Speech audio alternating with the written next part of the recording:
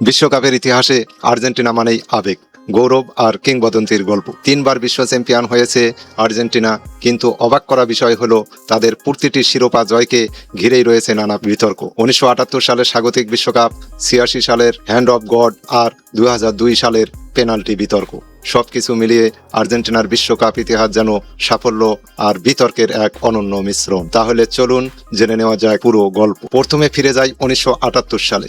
নিজেদের মাটিতে অনুষ্ঠিত বিশ্বকাপ প্রথমবারের মতো বিশ্ব চ্যাম্পিয়ন হয় আর্জেন্টিনা, কিন্তু শিরোপা জয়ের আনন্দের পাশাপাশি শুরু হয় বিতর্ক। সেই সময় দেশটির সামরিক শাসক জর্জ রাফায়েল ভিদেলার অধীনে ছিল।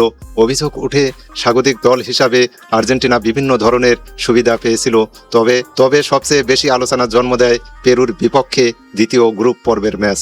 ফাইনালে উঠতে আর্জেন্টিনা দরকার ছিল অন্তত 4 গোলের ব্যবধান, কিন্তু অবিশ্বাস্যভাবে তারা জিতে যায় 6-0 ব্যবধানে। এরপর থেকেই ফুটবল বিশ্বে শুরু হয় নানা প্রশ্ন।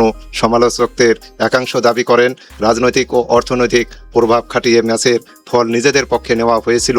যদিও এসব অভিযোগের কোনো চূড়ান্ত প্রমাণ কখনো পাওয়া যায়নি, তারপরেও 1978 সালের সেই বিশ্বকাপ আজও বিতর্কের তালিকায় অন্যতম আলোচিত অধ্যায়। এরপর আসে 1986 সাল, আর এই বিশ্বকাপ মানেই ডিয়াগো ম্যারাডোনার জাদু।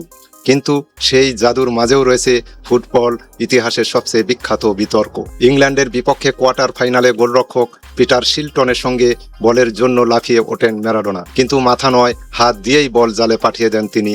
রেফারি সেই ঘটনা দেখতে না পারায় গোলের সিদ্ধান্ত বহাল থাকে। ম্যাচ শেষে ম্যারাডোনা মজা করে বলেন, গোলটি এসেছে কিছুটা তার মাথা আর কিছুটা ঈশ্বরের হাত থেকে। আর সেখান থেকেই জন্ম নেয় বিখ্যাত হ্যান্ড অফ গড নামটি। তবে মজার বিষয় হলো, একই ম্যাচে কয়েক মিনিট পরেই ম্যারাডোনা এমন এক গোল করেছিলেন যেটিকে অনেকে ফুটবল ইতিহাসের সেরা গোল বলে মনে করেন। মধ্যমাঠ থেকে বল নিয়ে 5 জন ইংলিশ খেলোয়াড়কে কাটিয়ে অসাধারণ সেই গোল আজও ফুটবল প্রেমীদের চোখে ভাসে। এরপর দীর্ঘ 36 বছরের খরা অবশেষে 2022 সালে লিওনেল মেসির হাত ধরে আবারও বিশ্বকাপ জয় করে আর্জেন্টিনা। পুরো টুর্নামেন্ট জুড়ে দুর্দান্ত ফুটবল উপহার দেয় স্কালোনির দল, কিন্তু শিরোপার পথও ছিল বিতর্কের ছায়া। বিশেষ করে আর্জেন্টিনার পক্ষে দেওয়া একাধিক পেনাল্টি নিয়ে সামাজিক যোগাযোগ মাধ্যমে ব্যাপক আলোচনা শুরু হয়। 7 ম্যাচের মধ্যে 5 ম্যাচে পেনাল্টি হওয়ায় অনেকেই প্রশ্ন তোলেন। বিরোধী সমর্থকদের একাংশ দাবি করেন আর্জেন্টিনা বাড়তি সুবিধা পেয়েছে। তবে সাবেক রেফারি, বিশ্লেষক এবং ফুটবল বিশেষজ্ঞদের অধিকাংশই মনে করেন VAR এর সহায়তায় নেওয়া সিদ্ধান্তগুলো ফুটবলের নিয়মের মধ্যেই ছিল।